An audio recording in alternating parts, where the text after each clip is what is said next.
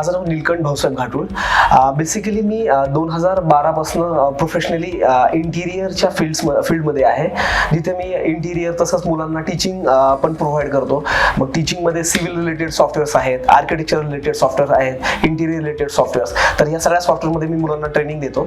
तसंच जे architectural services आहेत, लाईक प्लॅनिंग करून देणं, एक्झिक्युशन करून घेणं त्याचं, तसंच इंटिरियर सुद्धा, की इंटिरियरमध्ये रूम आतनं कशी असेल ती 3D मध्ये दाखवण्यापासून ती एक्झिक्यूट करून घेणं, ह्या सगळ्या गोष्टी आम्ही प्रोव्हाइड करतो.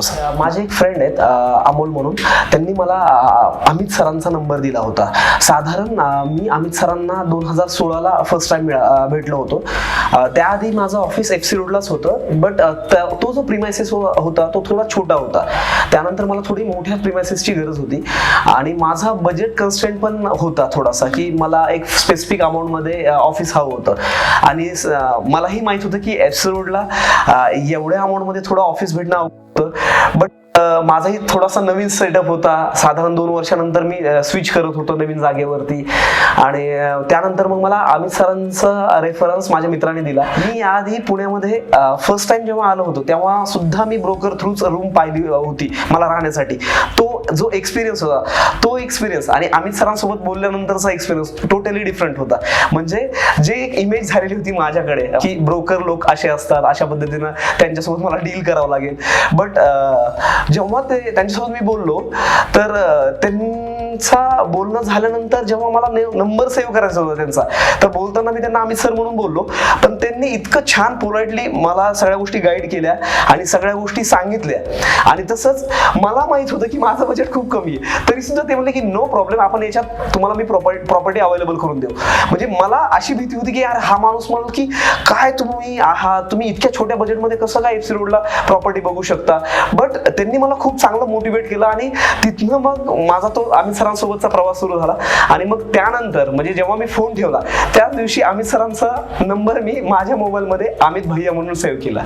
त्यांनी मला जो सपोर्ट दिला होता की ऍक्च्युली मला ज्या गोष्टी हव्या होत्या, जेवढा प्रिमायसेस हवा होता आणि जे माझं बजेट होतं त्यामध्ये त्यांनी मला त्या गोष्टी सगळ्या बसून दिल्या होत्या. आता ऍक्च्युली ब्रोकर हे क्लायंटला एवढं फॅमिलियर नसतात किंवा एवढा फेवरमध्ये नसतात, बट अमित सरांनी माझ्यासाठी खूप चांगल्या पद्धतीने डील सेट करून दिली ओनर सोबत. आणि माझा जे डिपॉझिट होतं त्या अमाऊंट साठी सुद्धा काही गोष्टी ज्या माझ्या साईडनं होत्या त्या त्यांनी माझ्याकडनं मला सपोर्ट करून क्लायंटकडनं ओनरकडनं करून दिल्या.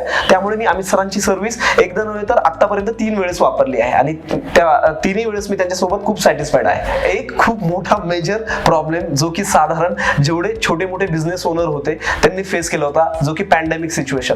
जेव्हा कोरोना आला होता तेव्हा स्वतः सरांकडनं मला फोन आला की नील सर तुम्ही कसे आहात, बाकी सगळ्या गोष्टी कशा सुरू आहेत, तुमचं ऑफिसचं सिच्युएशन काय आहे. सो मी एक्सपेक्टच नव्हतं केलं की सर मला कॉल करतील. आणि मला अमित सरांनी कॉल करून मग ह्या सगळ्या गोष्टी विचारल्यानंतर मी म्हटलं की सर आता तरी तर सगळ्या गोष्टी शांत आहेत, पुढे काय होणार आहे आता ही सगळ्यांसाठी नवीनच गोष्ट होती. पुढे काय होणार आहे ह्या गोष्टी माहीतच नव्हत्या. सो पुढे कशा पद्धतीचं सिच्युएशन असू शकतं हे अमित सरांना बऱ्यापैकी थोडं क्लिअर झालं होतं. तर त्यामुळे त्यांनी सांगितलं की सर तुम्ही ह्या गोष्टीला टॅकल करायचं असेल तर थोडंसं तुम्हाला काही गोष्टी मी सांगाल तशा पद्धतीनं सजेस्ट तुम्ही करा, जेणेकरून तुम्हाला त्याचा पुढे फायदा होईल. तर त्यावेळेस मग ओनर, मी आणि अमित सर तिघांनीही व्यवस्थित एक चर्चा केली आणि त्यावरती मग आम्हाला थोडंसं अमित सरांनी बोलून माझ्या रेंटमध्ये एक वेवर करून दिला आणि त्यामुळे मग मला ती अमाऊंट बेरेबल झाली त्यांना देणं. सो तो एक खूप मोठा माझ्यासाठी इन्सिडेंट होता.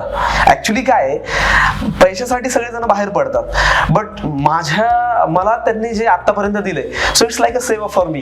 सी माझ्याकडनं त्यांनी जेवढे पैसे त्यांनी घ्यायला पाहिजे तेवढे सुद्धा घेतले नाहीत. म्हणजे मी जरी द्यायला तयार असलं तरी ते म्हणतात नाही मला एवढे जरी दिले तरी. सो याच्यापेक्षा अजून काय हवंय. सर्व्हिस तर ते खूप सुंदर देत आहेत, बट त्यांचं जे काम करण्याचा पद्धत आहे ती एक इट्स लाईक अ सेवा. सो मी डेफिनेटली सजेस्ट करेन. आणि त्यांच्याकडे गेल्यानंतर लिगली पण सगळ्या गोष्टी व्यवस्थित होतात. बाकी जो ओनर असेल क्लायंट असेल दोघंही सेफ राहतील. हा एक बेस्ट पॉइंट आहे अमित सरांचा. He is perfect. ऍक्च्युली त्यांचं जे कामाची पद्धत आहे ती खूप छान आहे, खूप छान पद्धतीने काम करतात. माझं इतकं चांगलं नशीब आहे की काही दिवस मला त्यांच्यासोबतही स्पेंड करायला मिळाले. त्यामुळे ते कशा पद्धतीने काम करतात, कशा पद्धतीने बोलतात, त्याही गोष्टी मला शिकायला शिकायला मिळालं त्यांच्याकडनं. माझ्यासारखे भरपूर लोक आहेत जे की त्यांचं होम टाउन सोडून बाहेर पुण्यात आलेले आहेत. त्यांना कुणीतरी एक विश्वासाचा माणूस पाहिजे असतो.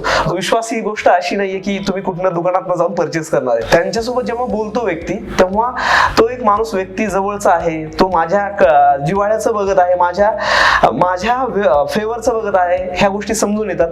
त्यामुळे ट्रस्टेबल माणूस आहे, ट्रस्टेबल व्यक्ती आहे, असं व्यक्तिमत्व निषाद सर आहे. Thank you so much. मला आज माझा एक्सपिरियन्स शेअर करण्याचा मौका मिळाला. I am so grateful to you. Thank you.